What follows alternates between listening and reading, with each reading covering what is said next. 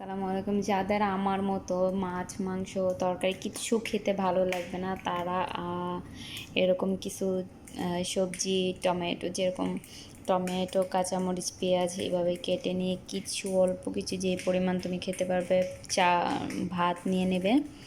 তো তারপরে এটাকে চলো বানানোটা হয়ে গেলে সবগুলোকে ঠিক করে দিয়ে দাও এবং ভেজে নাও।